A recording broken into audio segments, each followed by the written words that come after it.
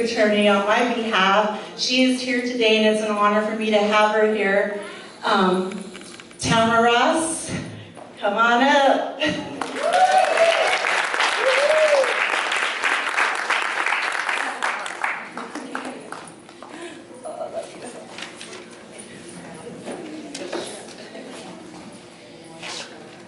Well, I first want to say thank you.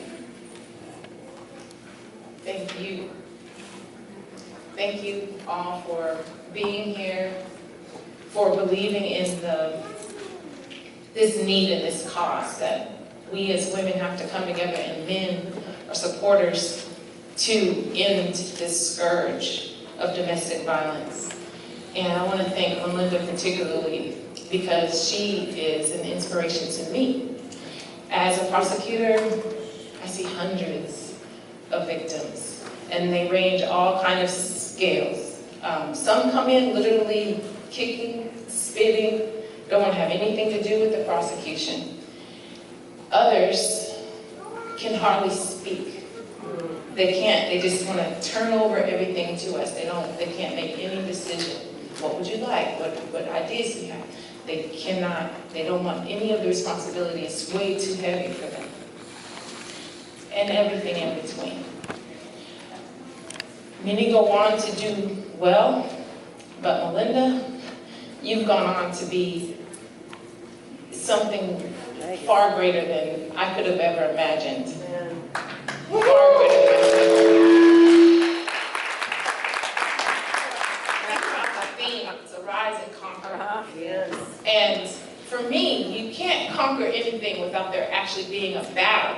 Yes, yes. Women face many battles. Yes. I'm saying women, but I'm including male survivors as well. Yes. I'm just going to use the female in speaking, but let's not forget there are many men who live in the shadow. But the battle is real. And the battle is not really, it's not the physical part, because the physical part isn't happening every day. It's not, most people aren't being beaten every day. There are beautiful, wonderful times that they have with their spouse or significant other. The battle is mental. The battle is spiritual. The battle brings in deep questions of, do I have value? Yes. What will happen to me if I leave this relationship? What will happen to my children? Where will my children and I live if we walk out? How will we afford rent if I kick him out? There are heavy questions and deep battles, and many women don't make it through the battle. None of us make it through unscathed, no matter what type of battle we're facing. But when I think of Melinda, I think of a battler. I think of a warrior woman named Jael. Yes. In the book of Judges. So in the book of Judges, I hardly ever hear people talking about this. Yes. But there was a woman. Israel was being led by a woman. Yes. They didn't have a king. So Deborah was leading Israel. And there was a woman who lived in a tent. That's right. She had been separated from her family because her family were not Israelites. That's right. When we read the scripture, it says that Jael came from a family that descended out of Canaan. That's right.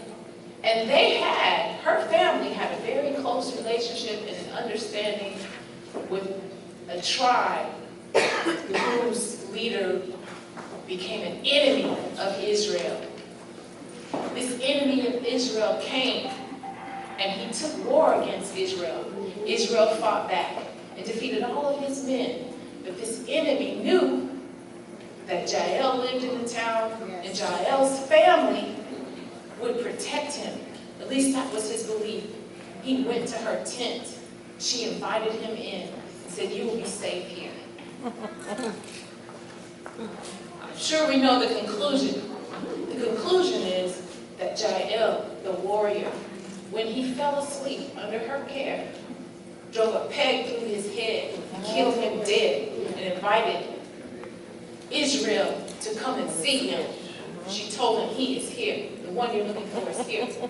Come on. But the point that I get from it in this context is Jael, I'm sure, had to deal with the mental and spiritual battle of what will happen if I kill this enemy of Israel? Yes. What will happen? I could let him be here and I could help him to escape and no one would know. But if I kill him, it may sever in all relationships with my family. Yes. It certainly would have a serious outcome. It's not like she could hide the fact that she had killed him. Come on. And in fact, Deborah went on to sing about her. She is named in the Bible, and there's a song of her because of what she did. But I'm sure Jael did not come out unscathed. I'm sure Jael's family didn't appreciate the fact that she reneged on her tribe's commitment to this enemy. Yes. We don't know what all the consequences were for her, but they were there. And yet and still, she was close to the Lord. And she knew what she needed to do. And she fought through those fears. She fought through that challenge. And she did what had to be done. Amen. That's Melinda. Yes. Melinda's faith. And while working with her, as I do with many victims, I just try to be that voice of encouragement. Because I know that they're in the midst of the battle when they're with me. They're still in that battle. And so for those who let me, I try to remind them of their beauty, of their strength, of everything they've already gone through that will help them get to the next court date. Yes. That will give them the courage they need to have in order to continue to say no to resuming the relationship, at least as it was. I try to be that for them. Melinda really allowed me to be that. As she had such a great network and support of women. So, for all of us who are here, no matter where we're at, in our side, on our view, I think that some of us need to be divorced. I don't think Jael would have had the power and the courage to do what she did if Israel was not being led by a woman.